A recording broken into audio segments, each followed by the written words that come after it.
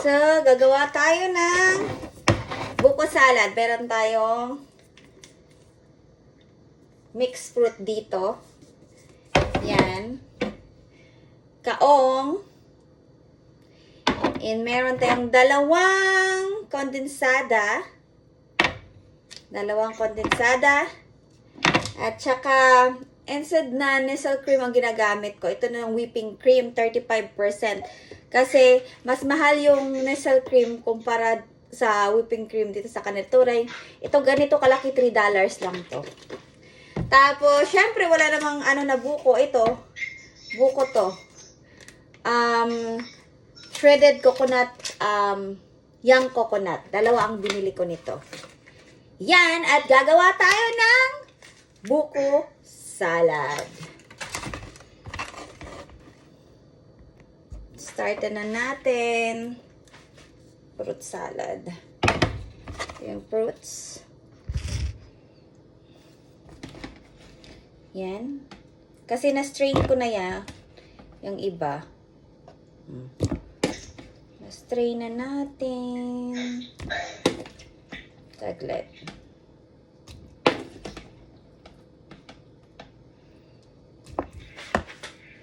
So, ito pala yung kaong. Yan. Lagay ko dyan.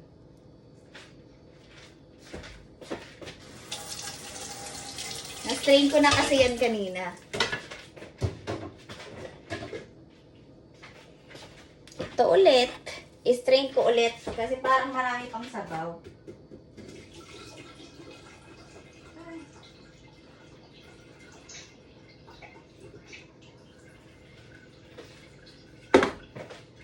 Halo-haloin. Nag-strain pa kasi doon. Maliit kasi ang space natin. Gawa tayo ng buko salad.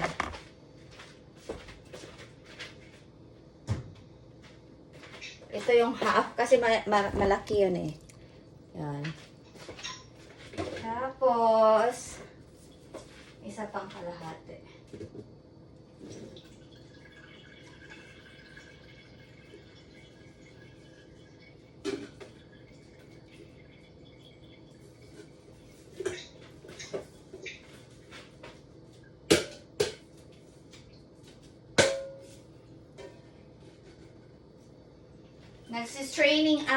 Nagsistrain ako dito.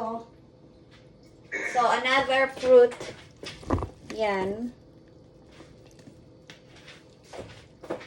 Ang ano lang dito, yung shredded coconut ko, buo pa siya. Pero malulusaw din yan. Yan. Parang sa Thailand to galing. Yung shredded coconut.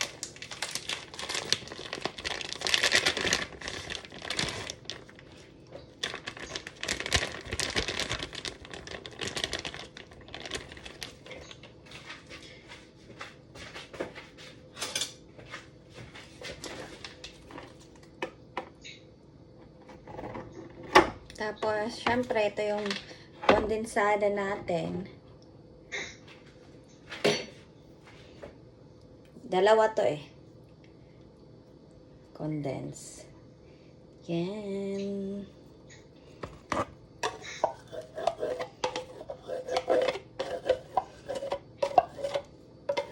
Sana umabot to ng Christmas.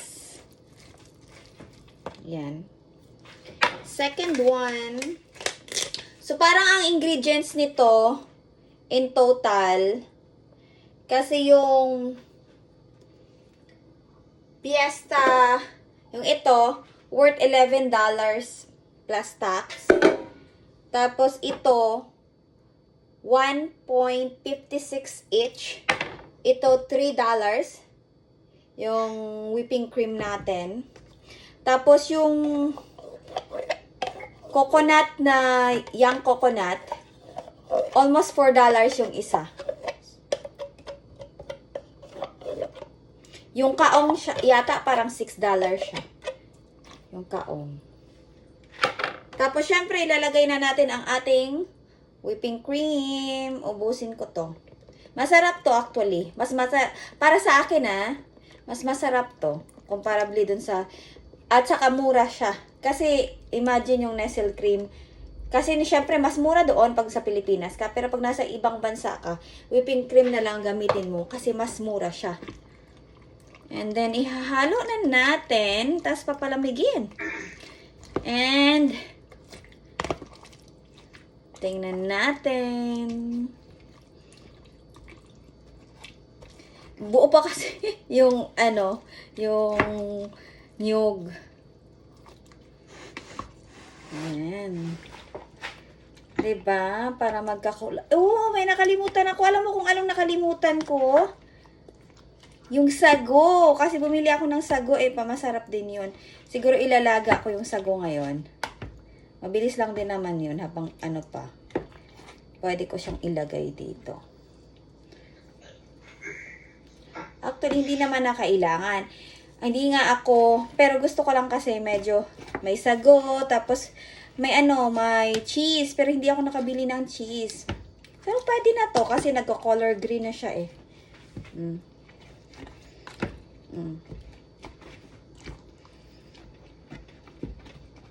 Pero syempre, kung gusto niyo magka-color ng green, yung kaong kanina, 'di ba? Medyo greenish 'yon. So pwede mo din ilagay yung syrup ng kaong. Yan. Para medyo green ang color niya.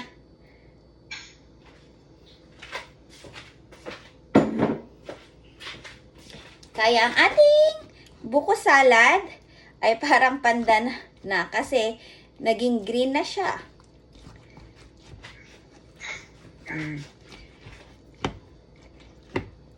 Yan. Sarap to. Palusawin ko muna. Kasi ang lang naman, tas haluin ulit. Tingnan niya. Ayan na. Yan. Yan ang ating finished ingredient. Yan na.